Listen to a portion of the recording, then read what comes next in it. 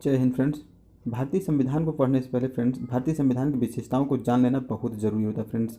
यहाँ से टॉपिक में मैक्सिमम के एग्जाम के क्वेश्चन पूछे जाते हैं। कम से कम यहाँ से 20 से ऐसे ऑब्जेक्टिव क्वेश्चन बनेंगे जो एग्जाम में रिपीट होते रहते हैं फ्रेंड्स। तो भारतीय संविधान की एक एक बारीकियों को हम लोग इस वीडियो में देखेंगे।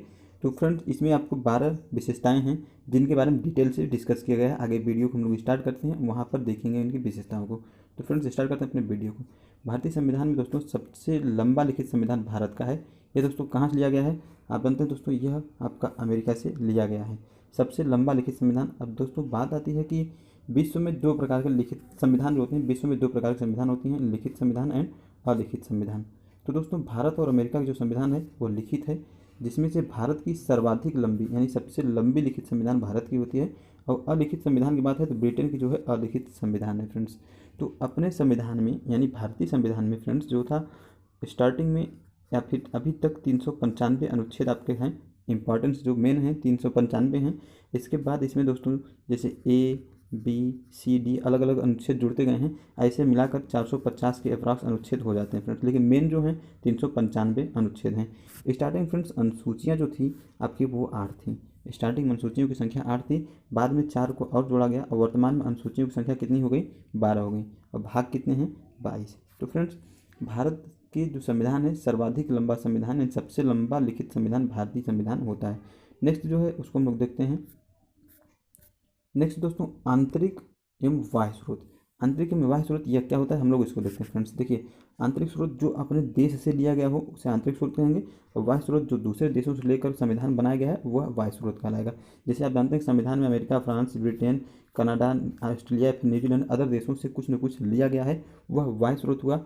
और आंतरिक स्रोत क्या दोस्तों, भारत शासन अधिनियम 1935 जब अंग्रेज थे तो उन्होंने जो शासन अधिनियम बनाया था उसको आंतरिक स्रोत अधिनियम कहते हैं। तो दोस्तों आंतरिक स्रोत में सर्वाधिक मात्रा में भारतीय संविधान में सर्वाधिक आंतरिक स्रोत से ही संबंध जुड़ा हुआ है। यानी अगर आपसे क्वेश्चन यहाँ पूछा जा सकता है कि कौन सा स्रोत बाह्य स्रोत या आंतरिक स्रोत संविधान में अधिक है, तो आपका राइट आंसर होगा भारत शासन अधिनियम 1935 जो है आंतरिक स्रोत अधिनियम सबसे अधिक भारत में आंतरिक स्रोत है आपका संविधान में। नेक्स्ट फ्रेंड उसको हम लोग देख लेते हैं नम्यता एवं अनम्यता। दोस्तों इसका मतलब होता है कि जो शासन है वह कठोरता यानी लचीलापन या कठोरपन है, इसके बारे में नम्यता या अनम्यता से वर्णित है। तो फ्रेंड्स देखिए क्या होता है कि संविधान में आने वाले परिवर्तन जो होते हैं, संविधान में आने वाले परिवर्तन यदि लचीला है तो वह क्या नम्यता होगा, और अगर टाइट है यानी कठिन है उसको अनम्यता कहेंगे। तो फ्रेंड्स टाइट यानी कठिन यानी जो होगा इसको परिवर्तन करना, संविधान अनुच्छेद को परिवर्तन करना कई प्रोसेस से गुजरना होता है, वह कठिन यानी अनम्य होगा। तो चलिए हम लोग देखते हैं क्या है कि लचीलापन क्या होता है। देखिए अगर किसी संविधान प्रावधान को बहुत ही आसानी से बदला जा सके उसे लचीलापन दर्शाता है। फ्रेंड्स ये कैसे होगा, देखिए जो होते हैं आपके संसद में, जैसे संसद में आपके जो हैं संसद में 2/3 बहुमत से अगर कोई कानून बना दिया जाए, ठीक संसद में संविधान में कोई भी 2/3 बहुमत से संविधान के कोई कानून बना दिया जाए या फिर कोई आर्टिकल अनुच्छेद बना दिया जाए तो यह क्या होगा संविधान के लचीलापन को दर्शाता है। लेकिन अपने संविधान में दूसरी बात जो कठोर है वो भी ऐड किया गया है। देखिए कठोरपन को कैसे हम निर्धारित करेंगे, अगर संविधान प्रावधान को आसानी से ना बदला जा सके। तो फ्रेंड्स इसमें क्या होगा कि जो अभी आपके भारतीय राज्य हैं उसमें से आधे भारतीय राज्य जो अगर सक्षम हैं मतलब सहमत नहीं हैं तो हम कानून नहीं बना सकते, यह भी प्रावधान है। इसलिए भारत के कानून को जो संविधान है उसे नम्यता व अनम्यता का कानून भी कहते हैं, यानी लचीलापन व कठोरपन दोनों कहा जाता है इस संविधान को। तो फ्रेंड्स ये तीनों थे संरचनात्मक विशेषताएं। अब हम लोग चौथे नंबर पर देखते हैं एकल नागरिकता, मौलिक अधिकार, राज्य के नीति निर्देशक तत्व एंड मौलिक कर्तव्य। इनको हम लोग डिटेल में देखते हैं। इसके बाद इस पर एक डिटेल से वीडियो अलग से बनाया जाएगा, लेकिन पहले हम लोग एकल नागरिकता के बारे में देख लेते हैं। तो फ्रेंड्स एकल नागरिकता जो है आपका ब्रिटेन से लिया गया है, ठीक ब्रिटेन से लिया गया है एकल नागरिकता। यह भाग 2 में है। भाग 2 में दोस्तों 5 से 11 अनुच्छेद में एकल नागरिकता का वर्णन किया गया है। आर्टिकल 5 से 11 आर्टिकल में एकल नागरिकता का वर्णन किया गया है। दोस्तों बात करते हैं कि ब्रिटेन से लिया गया है, और जो अमेरिका है दोस्तों अमेरिका की नागरिकता दोहरी नागरिकता है।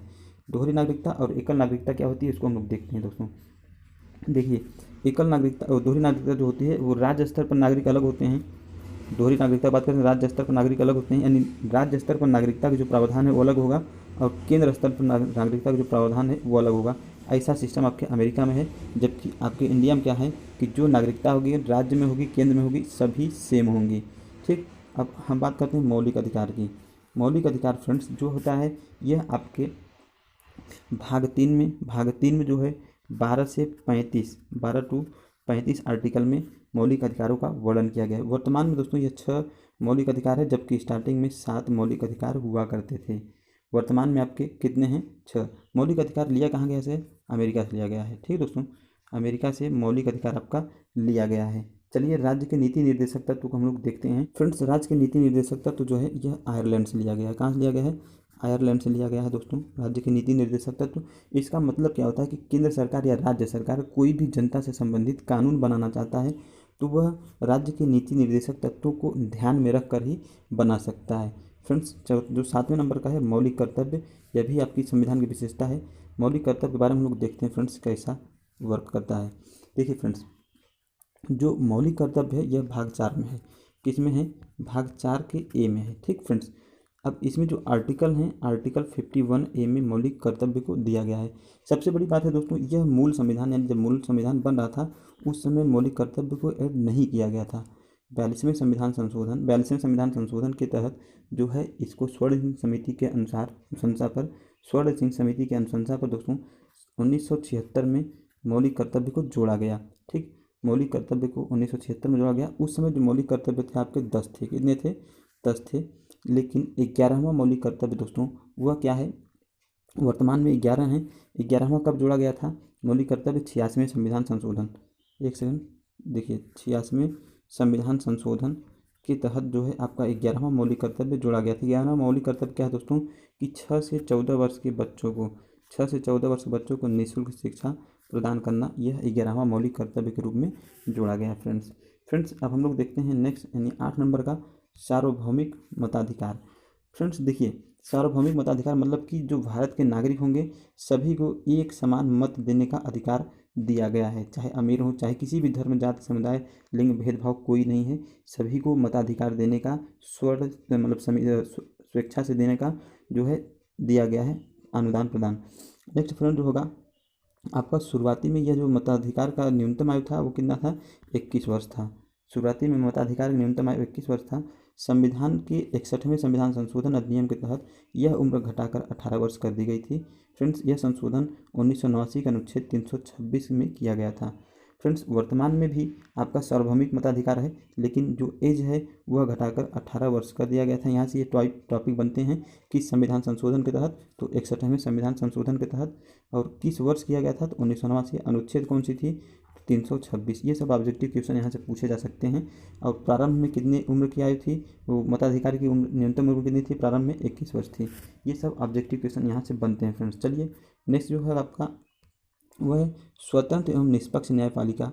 स्वतंत्र एवं निष्पक्ष न्यायपालिका कहाँ से लिया गया है? अमेरिका से लिया गया है। फ्रेंड्स यह क्या होता है दोस्तों कि देखिए यहाँ मिस्टेक है फ्रेंड्स, यह संसद के अधीन नहीं होता है। थोड़ी सी मिस्टेक होगी टाइपिंग में, यह संसद के अधीन नहीं होता है, यानी कोई भी न्याय करने में स्वतंत्र न्यायपालिका जो है मतलब संविधान है संसद के अधीन नहीं होगा। एकहरी न्यायपालिका। फ्रेंड्स एकहरी न्यायपालिका का मतलब क्या होता है कि देखिए, जैसे अपने यहाँ सुप्रीम कोर्ट है, उसका हाई कोर्ट आपके है, फिर आपका डिस्ट्रिक्ट कोर्ट है। ठीक, supreme court, high court, district court मतलब जिला कोर्ट, जिला न्यायालय, ये सब क्या होते हैं कि अगर हम चाहें तो जिला न्यायालय में कोई याचिका दे सकते हैं, यहाँ से फिर हाई कोर्ट में हम ही दे सकते हैं, अब सुप्रीम कोर्ट भी दे सकते हैं। मतलब भारत का कोई भी नागरिक तीनों में भी दे सकता है। ऐसा सिस्टम आपके एकहरी न्यायपालिका के तहत आता है, जबकि अदर जो देश हैं वहाँ ऐसा सिस्टम नहीं था। अलग अलग सुप्रीम कोर्ट और फिर हाई कोर्ट अलग अलग होते थे। तो चलिए फ्रेंड्स, यह था आपका स्वतंत्र एवं निष्पक्ष न्यायपालिका, अमेरिका से लिया गया है। नेक्स्ट जो होगा 10 नंबर का वो होगा संसदीय प्रशासन प्रणाली। तो फ्रेंड्स संसदीय प्रशासन प्रणाली जो होगा ब्रिटेन से लिया गया है। इसमें लोकसभा, राज्यसभा एंड राष्ट्रपति आते हैं। इसका वीडियो आपको हम अपने डिस्क्रिप्शन बॉक्स में दे देंगे। इसका वीडियो हम आपको अलग से लोकसभा, राज्यसभा और राष्ट्रपति पर बना कर रखे हैं, तो फ्रेंड्स उस वीडियो को आप ज़रूर देखिएगा। नेक्स्ट जो है आपका 11 नंबर का, उसको हम लोग देखते हैं। 11 नंबर जो है वो दोस्तों त्रिस्तरीय शासन प्रणाली। त्रिस्तरीय शासन प्रणाली, यहाँ से बहुत इंपॉर्टेंट क्वेश्चन जो बनता है कि दुनिया का एकमात्र त्रिस्तरीय शासन प्रणाली वाला देश कौन है? भारत है। फ्रेंड्स इसके बारे में हम लोग देखेंगे कैसे त्रिस्तरीय शासन प्रणाली है। देखिए भारत परिसंघ यानी भारत का जो संविधान है वह केंद्र, राज्य एवं स्थानीय स्वशासन जो होता है यानी पंचायती राज व्यवस्था के तहत जो है कार्य करता है। जबकि जो विश्व परिसंघ है उसमें केंद्र और राज्य दो ही प्रकार के शासन प्रणाली किया जाता है। तो फ्रेंड्स त्रिस्तरीय शासन प्रणाली केंद्र, राज्य, फिर स्थानीय स्वशासन प्रणाली यानी जो पंचायती राज व्यवस्था है उस पर आधारित होती है। इसलिए भारत की जो शासन है वह त्रिस्तरीय शासन प्रणाली कहलाती है। चलिए क्वेश्चन 12 नंबर जो टॉपिक है उस पर हम लोग देखते हैं फ्रेंड्स, धर्मनिरपेक्षता या पंथ निरपेक्षता। यह जो है 12वें नंबर पर जो आपकी विशेषता है वह है। देखिए दोस्तों, यह प्रस्तावना में 1976 में 42वें संविधान संशोधन अधिनियम के तहत जोड़ा गया था। यह क्वेश्चन आपसे पूछा जाता है कि धर्मनिरपेक्षता या पंथ निरपेक्षता दोनों एक ही बात है, किस संविधान संशोधन के तहत जोड़ा गया था प्रस्तावना में। तो दोस्तों 42वें संविधान संशोधन के तहत इसका राइट आंसर होगा कि प्रस्तावना में जोड़ा गया था। इसका मतलब यह दोस्तों क्या होगा कि हमारे देश का कोई धर्म नहीं होगा। जैसे कोई भी यहाँ क्या करता है, कोई भी जाति हो, धर्म समुदाय का हो, वो बोलता है I am Indian, I am Indian. दोस्तों मतलब जो भारतीय होंगे वह भारतीय होंगे, इसमें कोई जाति धर्म नहीं होगा। जो धर्म या फिर व्यक्ति के जो जाति होंगे वो केवल व्यक्ति के लिए होंगे, जबकि अपने राष्ट्र के लिए कोई भी धर्म नहीं होगा, यह इसमें बताया गया था। तो फ्रेंड्स यहाँ से ऑब्जेक्टिव क्वेश्चन जो बनता है वो बनता है कि 42वें संविधान संशोधन के तहत आपकी प्रस्तावना में 1976 में धर्मनिरपेक्ष या पंथ निरपेक्ष को जोड़ा गया था। तो फ्रेंड्स यह था मेरा वीडियो, उम्मीद करते हैं अच्छा लगा होगा। अगर अच्छा लगा तो प्लीज़ वीडियो को लाइक करिएगा, चैनल को सब्सक्राइब कर लीजिएगा। अब अगला वीडियो जो हमारा होगा दोस्तों वो मौलिक कर्तव्य और उसके बाद अनुच्छेद पर, समस्त अनुच्छेद पर वीडियो होगा। उम्मीद करते हैं आप उस वीडियो को देखेंगे। और यदि आप अभी तक राज्यसभा, लोकसभा और राष्ट्रपति संबंधित वीडियो नहीं देखे तो इन डिस्क्रिप्शन पर शो होने वीडियो को जरूर देख लें, बहुत ही अच्छा वीडियो बनाया गया है। थैंक यू फ्रेंड्स, मिलते हैं किसी नेक्स्ट वीडियो में। Thank you.